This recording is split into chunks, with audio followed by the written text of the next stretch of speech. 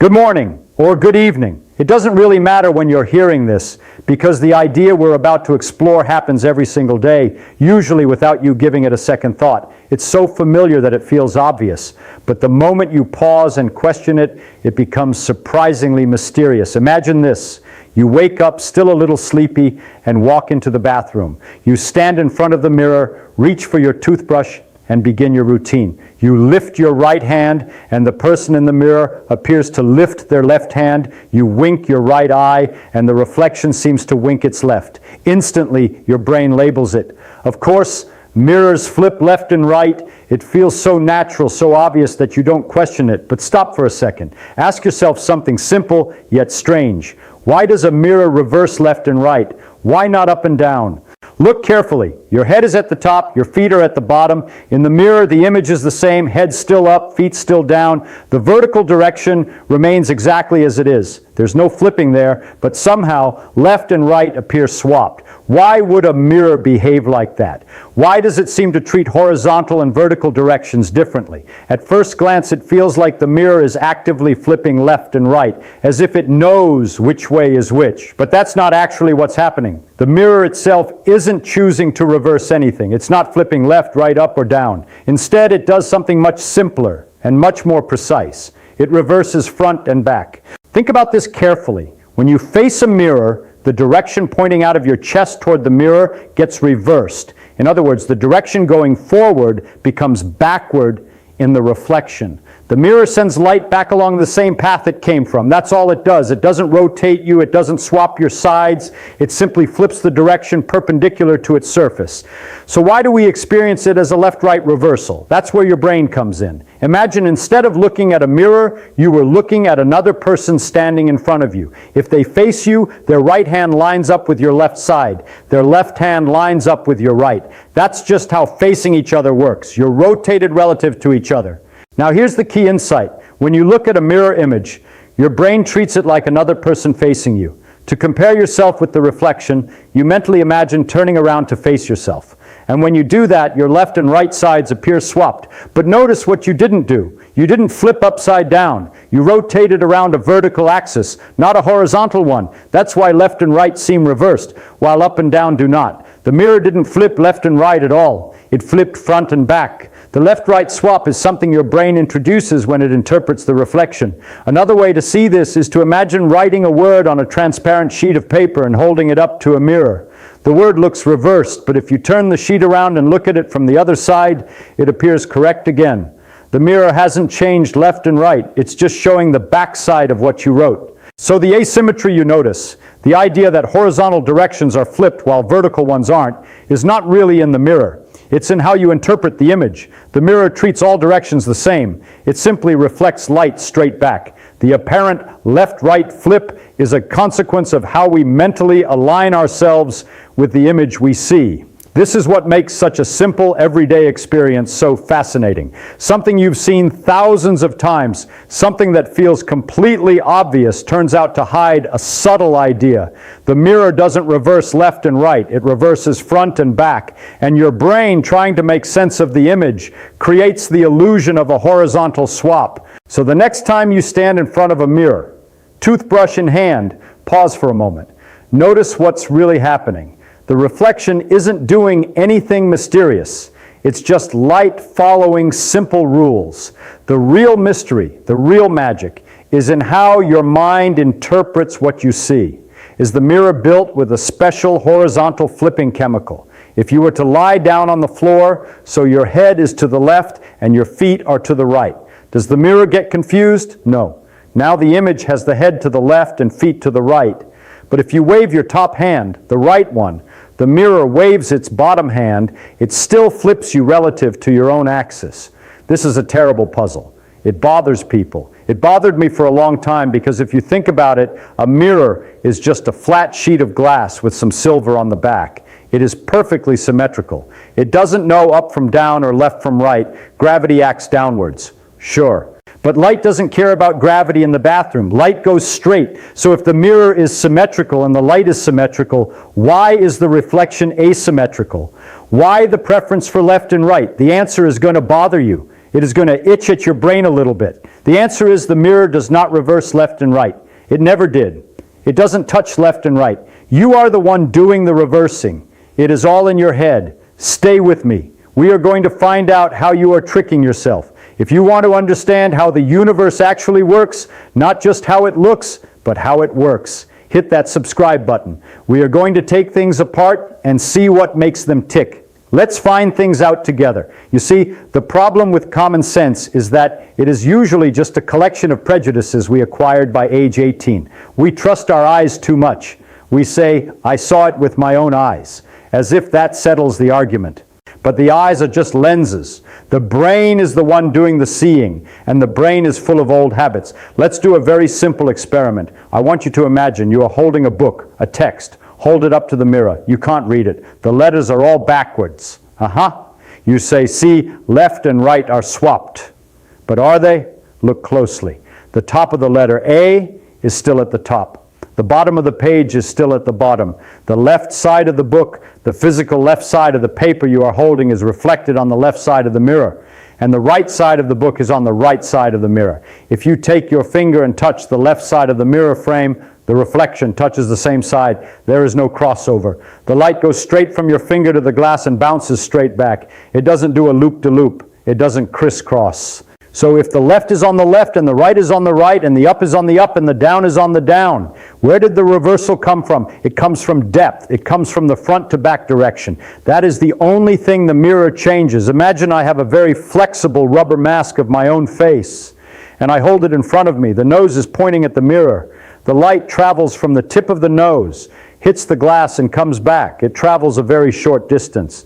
Now look at the ears on the mask. They are further back. The light has to travel further to hit the glass and come back. The mirror takes the object and squashes it flat against the glass, but it preserves the order of depth. Just reverse the nose, which was pointing forward into the room, is now pointing backward out of the mirror. Think of a glove, a right-handed glove. You have seen these. They have a thumb on one side. If you could take that glove and turn it inside out, pull the fingers through the wrist, what do you have? You have a left-handed glove. By reversing the inside to outside direction, the thickness, the depth, you change the handedness of the object. That is what a mirror does. It turns space inside out along the direction you are looking. It squashes the z-axis. So why do we insist on saying it swaps left and right? Why don't we say, oh, look, I am inside out? This is where psychology crashes into physics. It is a psychological illusion caused by our symmetry. Human beings are bilaterally symmetrical. We are roughly the same on the left and the right. One ear here, one ear there, one arm here, one arm there. But we are not symmetrical front to back. We have a nose on the front and the back of our head on the back. We are not symmetrical up and down, head on top, feet on bottom. When you look into that mirror, your brain instantly recognizes a pattern that looks like a human being. And your brain asks a question, how would I have to move my body to look like that guy in the glass? Well, you can't just walk straight into the glass. You would have to turn around. You imagine yourself walking around behind the mirror and turning to face the front. Now, how do you turn around? Do you do a handstand? Do you rotate vertically, putting your head between your legs and flipping over? No. That's difficult. That's unnatural. You rotate horizontally. You walk around the chair. You spin 180 degrees around your vertical axis. When you imagine doing that, walking around to face yourself, your right hand swings around and ends up on the other side. Your left hand swings around and ends up on the right. So when you look at the reflection, you are mentally projecting yourself into that position by rotating horizontally. And because you rotate it horizontally, the left and right are swapped in your imagination. You look at the image and say, hey, that guy is holding the brush in his left hand. Because if you times had walked around there, it would be your left hand. But the mirror didn't do that rotation. You did. Let's prove it. Let's prove it is your brain making the mistake. Imagine you are sleeping. You are lying on a bed in front of a mirror. But let's say, for the sake of argument, that human beings were different. Imagine we didn't walk on feet. Imagine we were like rolling logs or rotisserie chickens. We never turn left or right. We only rotate by rolling on the floor. If you were a rolling log person and you looked in the mirror, your brain wouldn't imagine walking around the back. It would imagine rolling over. If you rolled over to face the mirror, your head would end up where your feet are. You would be upside down. If that were our biology, we would look in the mirror and scream, my goodness, mirrors reverse up and down. We would complain that the ceiling is on the floor. We wouldn't care about left and right. We interpret the reflection based on how we move. Since we move by turning left and right, we blame the mirror for swapping left and right. It is a fascinating thing, isn't it? We act as if the reflection is a real object, a real copy of us, but it isn't. It is a pseudo-scalar. It is a mathematical object where one coordinate has been multiplied by -1. The depth coordinate becomes now. I want to take this deeper. I want to tell you about a time this actually mattered. Because you might think, okay, Richard, this is a nice parlor trick. It's just semantics. Who cares if it's depth or width? It's just a reflection. But it matters. It matters because it leads to one of the most profound questions in all of physics. Can the laws of nature tell the difference between left and right? This is a problem I wrestled with. It's called parity. Imagine we make radio contact with a Martian. We have never seen him. He has never seen us. We are talking over a very long distance telephone. We want to explain to him what we look like. We say we are 6 feet tall. He says, how big is a foot? We send him a signal of a hydrogen wavelength and say it's this many wavelengths. Okay? He gets the size. We tell him we have a head on top and feet on the bottom. He says which way is up. We say away from the gravity of the planet. Okay? He gets up and down. Then we say, put your heart on the left side. And the Martian says, duh, which way is left? How do you tell him? You can't say it's the side where your thumb is on the right because you haven't defined right. You can't say it's the side the sun sets on because his planet might rotate the other way. You can't say pick up a screw and turn it the way it goes in because threads are arbitrary. We made them that way. He might make left-handed screws. Is there any experiment, any physical phenomenon that looks different in a mirror than it does in real life? If the laws of physics are symmetrical, if the universe doesn't care about left and right, then there is absolutely no way to explain left to the Martian. A movie of an experiment played in a mirror should look just as possible as the real movie. For a long time we thought the answer was no. We thought nature was ambidextrous. Newton's laws work the same in a mirror. Gravity works the same. Electromagnetism works the same. If you watch billiard balls bouncing and then you watch the reflection, you can't tell which is real. Both are physically possible. But then came the shock. There is a force called the weak force. It causes radioactive decay. It's what makes the sun burn. It's a subtle thing, and some brilliant people, Li and Yang, proposed that maybe, just maybe, the weak force is not symmetrical. Maybe it has a handedness. So Madame Wu did an experiment. She took some cobalt-60 atoms. She cooled them down to almost absolute zero so they wouldn't jiggle around. She put them in a magnetic field to line them up like little spinning tops. Now imagine these atoms are spinning. Let's say they are spinning clockwise. When they decay, they shoot out an electron. The question is, do they shoot the electron up or down? If nature is symmetrical, they should shoot electrons up and down equally, 50-50.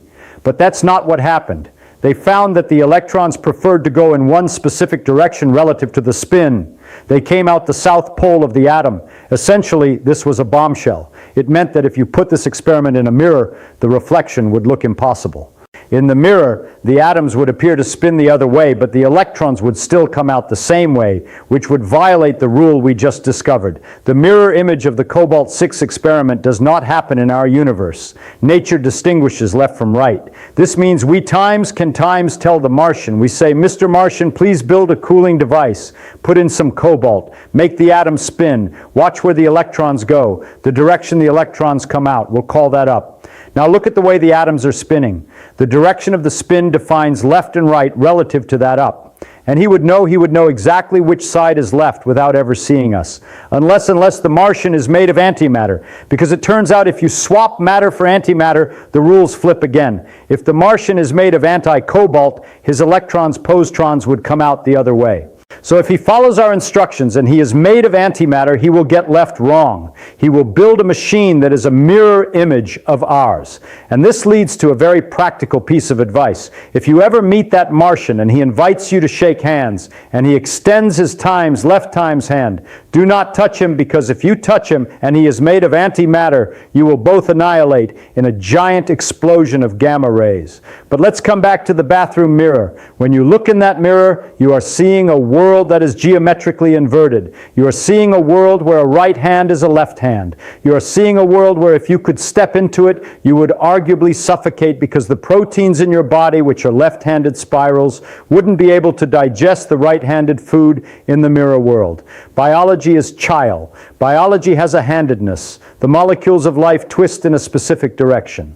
If you were reflected, you might not be able to function biologically. The mirror shows you a world that is mathematically consistent, yet physically distinct from our own. It effectively creates a parity inverted copy of space. The reason you instinctively think of a mirror as swapping left and right has less to do with physics and more to do with how your own body is structured. As human beings, we are largely symmetrical from left to right. Our left side mirrors our right. But we are very different from front to back. This natural design shapes how we interpret what we see. When you stand in front of a mirror, you expect the reflection to behave like another person facing you. So when that other version raises what appears to be its left hand while you raise your right, your brain concludes that left and right have been switched. But in reality, the mirror itself is not performing any kind of left-right reversal. What it actually does is much simpler and more precise. A mirror reverses the direction perpendicular to its surface, the front-to-back axis. In more technical terms, if you imagine a coordinate system, the mirror flips the axis that points toward and away from it. What was in front of the mirror becomes behind in the reflection, and vice versa. The left, right, and up-down directions remain unchanged in physical terms. Light rays simply bounce off the surface and return at equal angles, preserving most spatial relationships except for depth. So why does it feel like left and right have been flipped? The answer lies entirely in human perception. When you look at your reflection, you mentally rotate yourself to match the figure in the mirror. You imagine turning around to face the same direction as the reflection. In doing so, your left and right sides get swapped relative to your original orientation. That mental rotation, not the mirror, is what creates the illusion of a left-right reversal. To better understand this, consider a different kind of transformation. Imagine flipping yourself upside down instead of turning around. If you were to rotate 180 degrees vertically, your head would be at the bottom and your feet at the top. If a mirror behaved that way, it would appear to reverse up and down instead of left and right. But we don't interpret reflections that way because we don't naturally flip ourselves head over heels to match what we see. We rotate side to side, not top to bottom. That choice, rooted in how our bodies are built and how we move, defines our perception. Now imagine a creature that doesn't share our bilateral symmetry. Picture a perfectly round jellyfish with no distinct left or right side. If such a creature could perceive a mirror, it wouldn't experience any confusion about left or right at all. It would simply see itself. There would be no preferred direction, no asymmetry to highlight a reversal. The concept of left and right wouldn't carry the same meaning. Or imagine a car. If a car could observe its reflection, it might interpret the image as another car facing the opposite direction. The front of the car would still appear to be the front, and the back would remain the back, but the orientation would be reversed along the depth axis. Again, there would be no inherent left-right confusion, just a recognition of direction. This shows that the problem of mirror reversal is not a problem with mirrors at all. It is a result of how we, as humans, interpret spatial information. We project our own bodily structure onto the reflection. Because we distinguish strongly between front and back, but treat left and right as interchangeable halves, we end up interpreting the depth reversal as a horizontal flip. From a physics perspective, everything is straightforward. Light reflects off a mirror according to well-defined laws. The angle at which it strikes the surface is equal to the angle at which it bounces away. There is no preference for left, right, up, or down. The only change is along the axis perpendicular to the mirror's surface. If you were to draw it mathematically, you would simply invert one coordinate, turning positive depth into negative depth. The complexity arises only when a thinking observer enters the picture. Our brains are constantly trying to make sense of what we see, mapping it onto familiar patterns. We don't just passively receive images, we interpret them, and in doing so, we sometimes create illusions that feel obvious but aren't actually grounded in the underlying physics. This reveals something deeper and more fascinating about perception itself. We don't experience the world exactly as it is. Instead, we experience a version of reality shaped by our biology, our expectations, and our habits of thought. The mirror is a perfect example of this. It shows us something physically simple, yet our interpretation adds layers of complexity that aren't really there. So the next time you stand in front of a mirror, take a moment to look more carefully. Don't just see a reflection of yourself. Think about what is actually happening. Imagine the light rays traveling from your face, hitting the mirror, and bouncing back into your eyes. Visualize the way depth is reversed, how the space between you and the mirror is effectively turned inside out. Picture your reflection not as another person, but as a precise optical transformation. When you do that, the familiar image becomes something far more intriguing. The mirror stops being a simple everyday object and becomes a window into the nature of perception and reality. It reminds you that even the most ordinary experiences can hide deep and surprising truths. The universe is full of such hidden puzzles. Things we encounter every day, a glass of water, a grain of salt, or a mirror on a bathroom wall, can reveal profound insights if we take the time to look closely. They show us that the boundary between reality and perception is not always as clear as it seems, and perhaps that is the most important lesson. The world is not just what it is also how we see it. Our minds play an active role in shaping our understanding of reality. Sometimes the mystery isn't in the external world at all, it's in us.